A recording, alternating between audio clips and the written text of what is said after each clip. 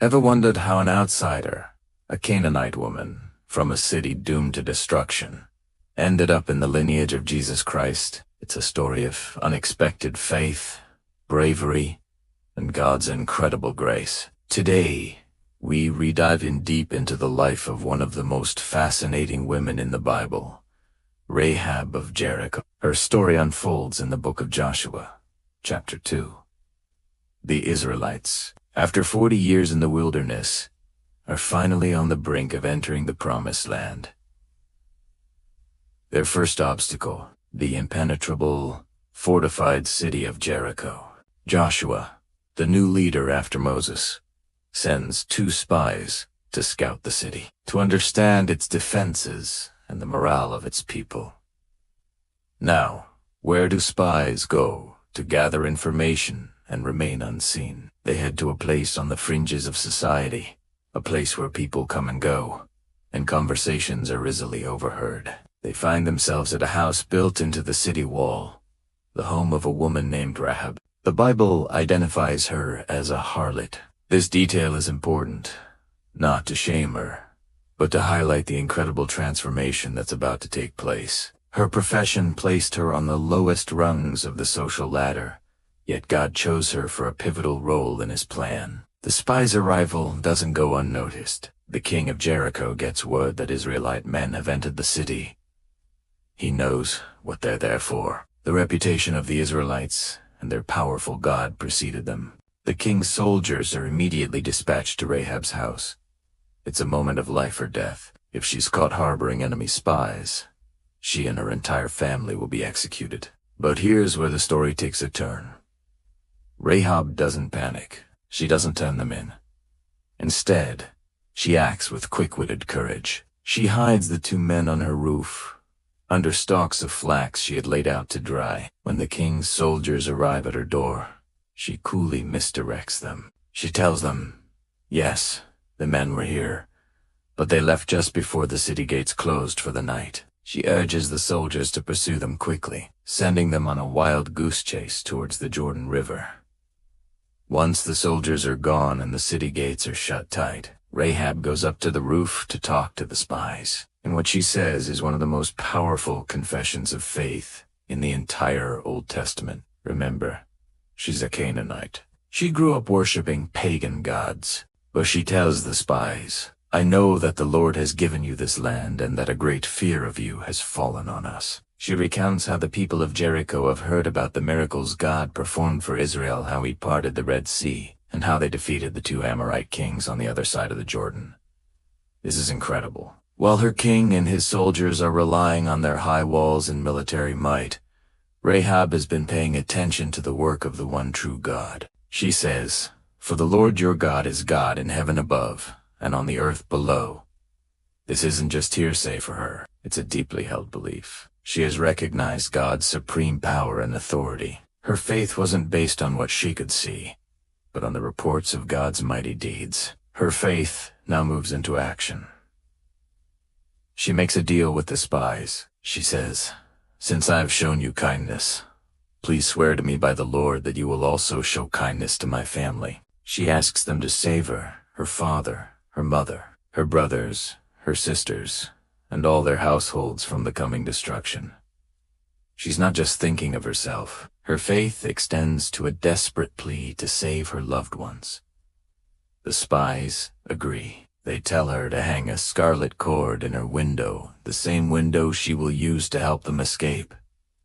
This cord will be a sign. When the Israelite army attacks Jericho, they will see the cord and pass over her house, sparing everyone inside. It's a covenant of salvation, marked by a simple scarlet thread. There's a beautiful parallel here to the Passover, where the blood of a lamb on the doorposts saved the Israelites from the angel of death in Egypt. This scarlet cord is Rahab's mark of deliverance. So, Rahab lowers the men by a rope through her window, since her house was part of the city wall. She gives them one last piece of crucial advice.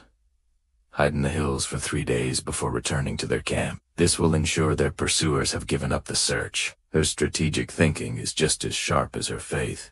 The spies make it back to Joshua and give their report. They tell him everything that happened, emphasizing Rahab's help and her faith, and they deliver a key piece of intelligence, echoing Rahab's own words.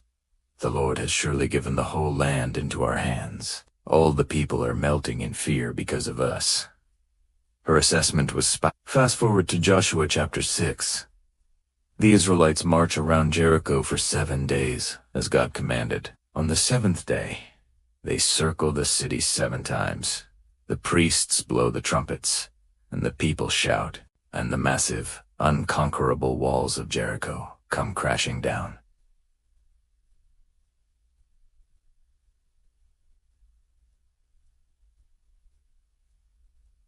The city is devoted to destruction, but amidst the chaos and judgment, a promise is kept.